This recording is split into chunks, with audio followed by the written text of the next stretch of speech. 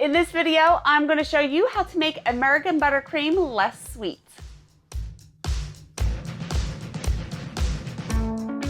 Hi, it's Karolyn. I'm a professional cake decorator, and on this channel, I share my tips and tricks and ways that I bake and decorate cakes to help you along your journey. So if you'd like to join me, hit the subscribe button and the bell so you can get notified whenever I release a new video.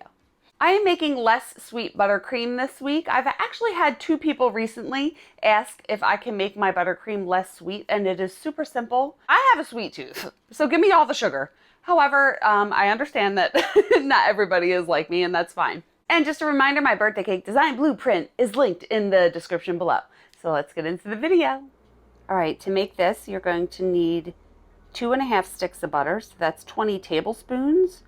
Or 10 ounces. I like to use salted butter, and this is softened to room temperature, so I can press on it and it makes a little indent, but it's still holding its shape. 1/2 cup of shortening. I prefer to use high ratio shortening. This is the Sweetex brand. It just has a better mouthfeel than regular shortening. However, you can use Crisco if you prefer. I will link both in the description. My absolute favorite flavoring, Wilton Clear Vanilla. It tastes delicious. I love it. People love it. Or you can use any vanilla that you prefer. And you will need some powdered sugar. This is a 2-pound bag. We are only going to add 1.5 pounds or about 680 grams. And you will also need some liquid. I prefer to use water. You can use milk or some other liquid if you want. I haven't really noticed a big difference between using water and milk, but I'll probably need, I don't know, between 2 and 4 tablespoons. And it all depends on the humidity in the air, how much liquid you're going to have to add. To start, I'm going to add the 2.5 sticks of softened butter to the bowl. And also add the 1/2 cup of shortening. I'm going to put that on a medium speed, like a 4 or 5 out of 10, for about 30 to 45 seconds.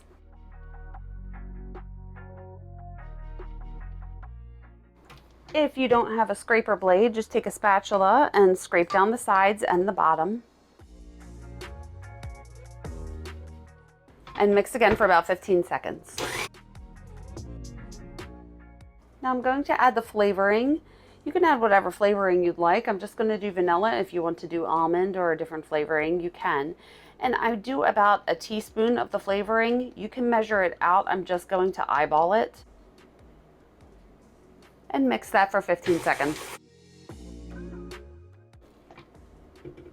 And now I have found that if I add a tablespoon or 2 of liquid to the bottom of the bowl before I add the sugar doesn't stick to the bottom.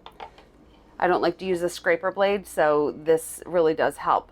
This is a coffee scoop. It's about a tablespoon. I just like to use this. I don't know why. So I'm going to add 1.5 tablespoons of liquid to the bottom of the bowl. Now I have to say, right now, it is the end of January, right outside of Philly. It is super dry in the air.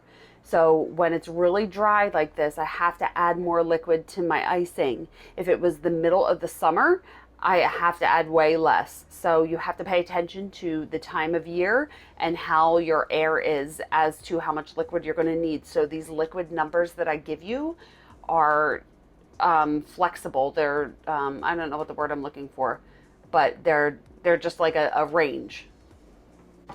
Now I'm going to add the sugar. So you can cut a little air hole in here to help the sugar sink to the bottom. Now, if you prefer, if you want to be exact, it's not necessary to be exact, but you can measure the weight if you want. So I'm going to, this is a scale. I can link this I got this on Amazon. I can link this below. You want to take a bowl and put it on top of it and then put the power on and it'll set to 0. If you set it to 0 and then put the bowl on, it's going to count the bowl in the weight. So you want to set it to 0. Right now it's set on grams, and this goes from grams to ounces to milliliters, you know, so you just want to make sure that it's set on grams. And then I can fill this bowl until it gets to 680 grams.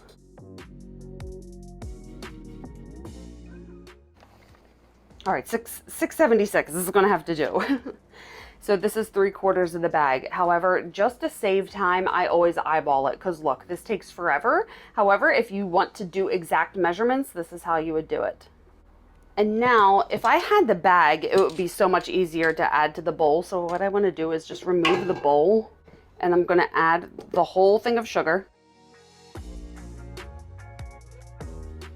Now, what I want to do is I'm going to cover my mixer with a towel because I don't want sugar to get all over my kitchen. I'm going to pull it over the bowl and hold the towel down as it mixes.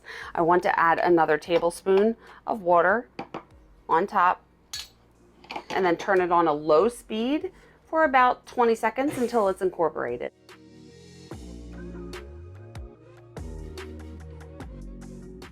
Now the icing has come together. However, this is not a spreadable consistency. It is very thick. It's still chunky. You got to work with it a little bit.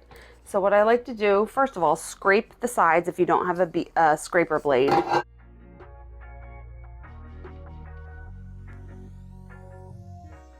If this were the summertime and there was humidity in the air, this would be a lot less, I hate saying chunky, but it would be a lot less chunky. So again, you have to eyeball it. You have to see, is it a good spreadable consistency? This is not. So I'm going to turn this on and add another tablespoon of liquid slowly as it's mixing on low. Good. Now I want to put it on about a 4 out of 10 for about 30 seconds to really mix it together. And again, scraping down the sides.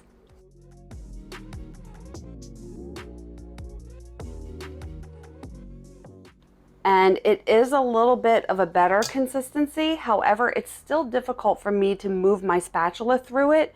So I just want to add a tiny bit more liquid, maybe a half of a tablespoon. And then mix that on medium for about 20 seconds. And there, beautiful, delicious, less sweet American buttercream. So there you go. How simple was that? Just taking the American buttercream recipe and adding less sugar. What was that? Storing the buttercream.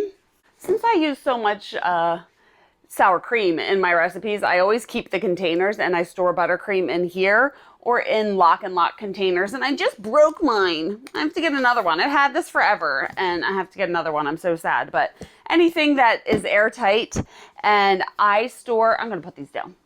I store my buttercream icing in the refrigerator. It can last in there. I mean, there's nothing really perishable in there. So I would say you could last in the fridge up to 3 weeks. And if you want to freeze it, I don't know who freezes icing, I'm sure there are some people who do. If you make too much, you're not going to use it for months. You can probably freeze it. If I froze this, I would probably keep it in here and then wrap it in plastic wrap just so it doesn't, just to give it a little more protection, and freeze it. And then when you thaw it, take it out of the freezer and put it in the fridge, and then take it out of the fridge to thaw it and just leave it covered on the countertop. When you thaw buttercream, even when I take it out of the refrigerator, I like to remix it together. Sometimes I also add a little bit more vanilla and mix it all together just because things kind of start to separate when it solidifies in the refrigerator. And I don't know, it just makes me feel better about myself. So I like to remix it a little bit. Don't whip, there's a piece of hair in my mouth. Don't whip too much air into it. Just take a spatula once the icing is soft, add a little bit more vanilla, and just mix it around before you use it again. So I think that's it. If you guys have any if you guys have any questions or comments, leave them down below. And you can follow me on just social media. Why can't I talk today? I'm on Instagram, Facebook, and I have my website. Everything will be linked in the description below. And if you want to stick around, why can't I talk? If you want to stick around, you can watch these 2 videos next and hit the subscribe button and the bell if you haven't already. Please like this video if you liked it. Thank you so much for watching. Remember, it's cake. Have fun. I will see you on the next one. Bye.